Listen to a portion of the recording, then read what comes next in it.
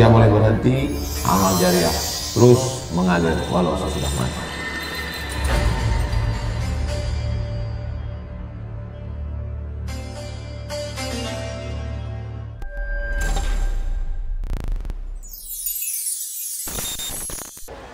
Bagaimana cara mengatasi istri yang cerewet?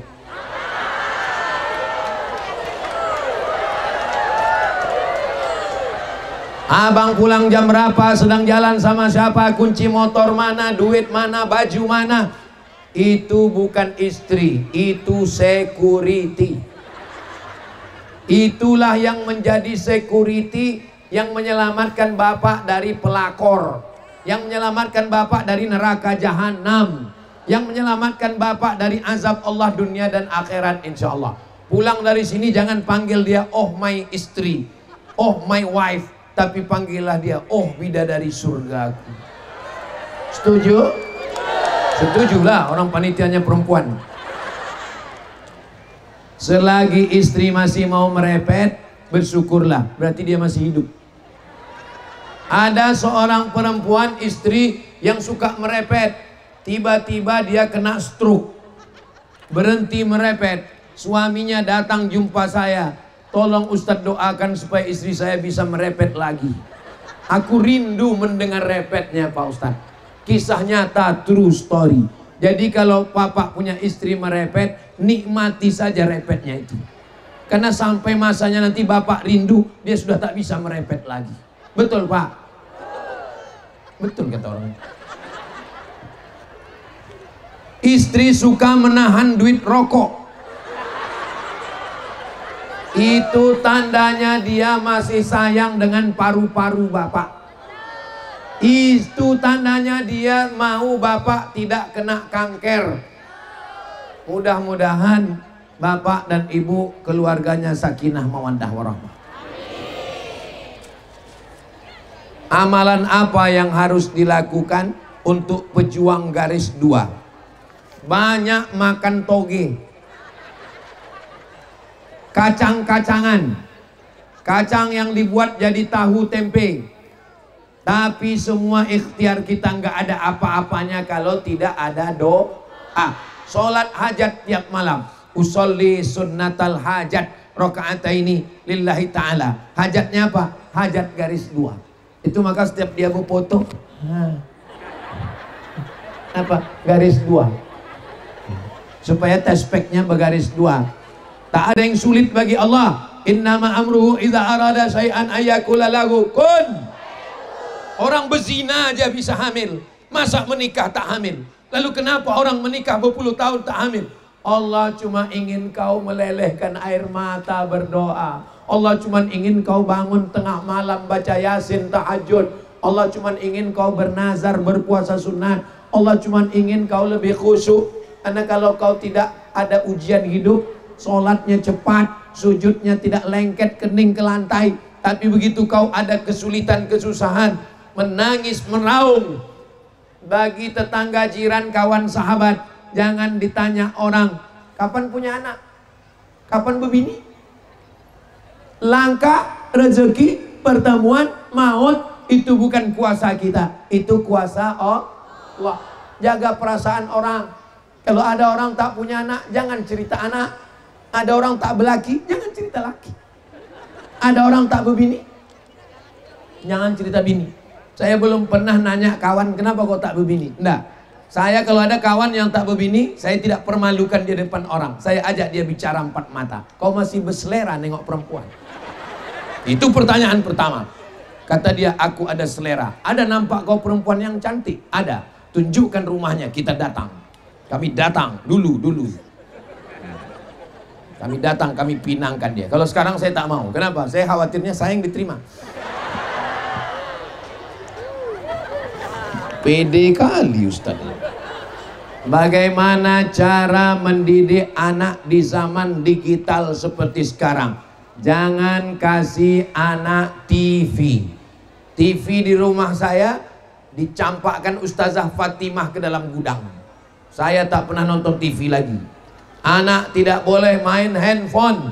Kepalanya hancur, emosinya tak stabil, pengamuk, pemarah, tantrum, maka caranya adalah ajak anak bercerita, ajak anak ngobrol. Kalaupun mau dikasih hiburan, berikanlah alat macam handphone, tapi isinya video ngaji, video sinetron religi, video ceramah. Bisa dicari di YouTube, hiburan untuk anak. Itu Sami diberikan ustazah, murah tak mahal, isinya hanya 3, ngaji, film religi, dan ada lagu-lagu sodakoh, solawat, zikir, solawat, meminta kepada Allah, doa anak yang soleh, dan paling utamanya adalah doa silahul mu'min. Jangan lupa mendoakan anak, bacakan Al-Fatihah. Ya Allah, bukakan pintu hati anakku, Al-Fatihah. Tutupkan hatinya daripada maksiat dan dosa, Al-Fatihah. 10 kali, 20 kali, 40 kali, 100 kali. Bagus membukakan pintu hati anak, karena itu semuanya kuasa Allah Subhanahu wa ta'ala. Ini makin lama makin tebal kertasnya nih. Kertas yang terakhir. Saya mau bertanya, apa pendapat Ustadz jika seorang mertua ikut campur dalam rumah tangga? Bahkan bentuk rumah kami mau bangun itu pun diaturnya. Yang lebih parahnya lagi, kami dipaksa untuk nauzubillah. Dan yang disayangkan, istri saya tak mau ikut saya dan malah patuh dengan omongan orang tuanya. Panjanglah ceritanya ini, macam sinetron.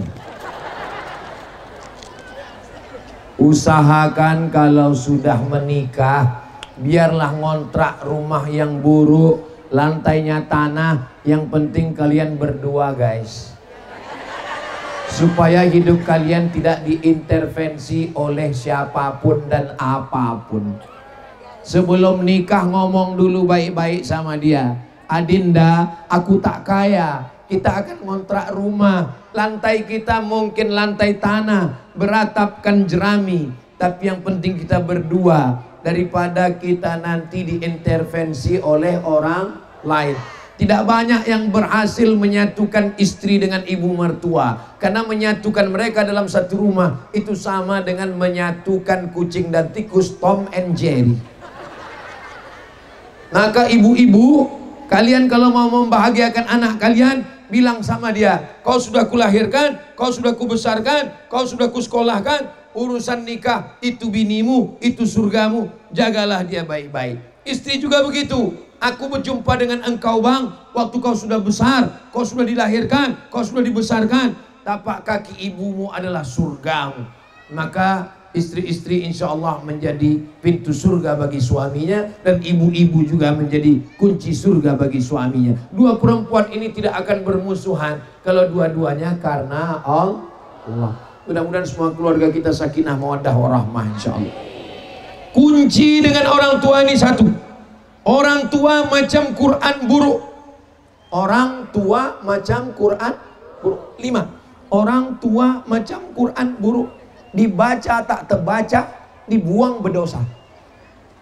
Dibaca tak terbaca, dibuang berdosa. Orang tua macam Quran buruk, titik ba-nya sudah 3, titik nunnya sudah 2, dibaca tak terbaca, dibuang berdosa. Makanya kalau orang tua ngomong, kita tak usah banyak jawab, tinggal ngangguk iya, iya, iya, iya, iya, iya kan dia, iya kan pula dia. Jangan lawan orang tua. Siapa yang tak sabar dengan orang tua? Aku gak sabar dengan orang tua nih Pak Ustaz. Sabar-sabarkanlah. Malaikat maut sudah mengintai dia 70 kali sehari. Hai istri-istri yang teraniaya, yang serumah sama mertua, sabar-sabarkanlah. Tak lama lagi mertua kau mati. Tak sabar kalian nunggu malaikat maut itu datang. Tak sabar kalian. Hai laki-laki yang tak sabar dengan orang tua, tak sabar dengan mertua, sabar-sabarkanlah, karena mereka sudah tua. Memdate mata ya bawati. Semua kita akan mati. Sabar-sabarlah. Jangan nanti setelah mati baru kalian menangis, mama. Dulu waktu hidup kenapa tak kalian bahagiakan dia? Dulu waktu hidup kenapa kalian lawan dia? Dulu waktu hidup kenapa tak kalian senangkan hatinya?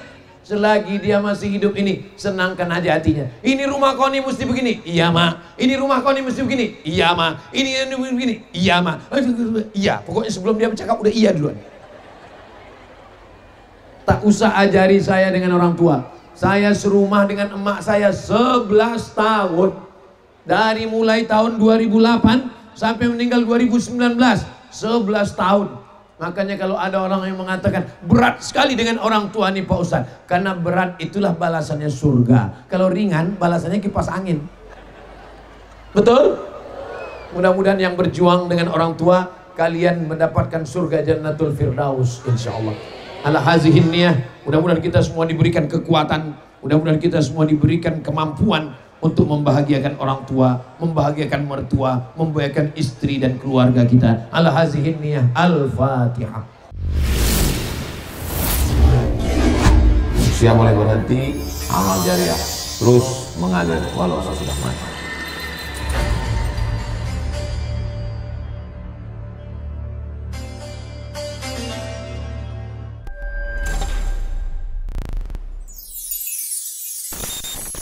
Hadiahkan untuk almarhumah ibu, almarhum ayah, kita dapat, orang tua pun dapat. Assalamualaikum warahmatullahi wabarakatuh. Bapak, ibu, abang, kakak, adik, sahabat jamaah dimanapun berada, ma'akal tafa'afnaita, makanan yang dimakan berubah menjadi kolesterol, diabetes, jantung, gula, dan lain sebagainya. Wa malabista fa'ablaita, yang dibelikan ke pakaian, busuk, lapu, ketinggalan zaman. Wa mata saddaqta fa'amdaita, yang diwakafkan, disedekahkan, itulah yang akan kekal abadi. Rumah besar hanya menjadi kenangan, lapuk, berlumut, tumbang, tinggal. Ada kelas yang dipakai para penghafal Quran, itulah yang kekal abadi, mengalir pahalanya untuk kita. Hadiahkan untuk almarhumah ibu, almarhum ayah, kita dapat, orang tua pun dapat. Satu lantainya 4 kelas, totalnya 16 kelas, tempat santri belajar. Yang sekarang santri belajar di asrama. Asrama bisa dibuat kelas, tapi nanti pindahkan ke kelas semua. Mari kita support pembangunan, kirimkan semen, batu bata, kerikil, pasir, besi, dan lainnya melalui rekening BSI 767 7777227. Sekali lagi 767 7777227 atas nama Yayasan Pendidikan Hajah Rohana. Konfirmasinya jangan lupa ke nomor berikut 0811 6650 026. Sekali lagi 0811 6650 026. Berkah selalu, barakallahu fikum. Wassalamualaikum warahmatullahi wabarakatuh.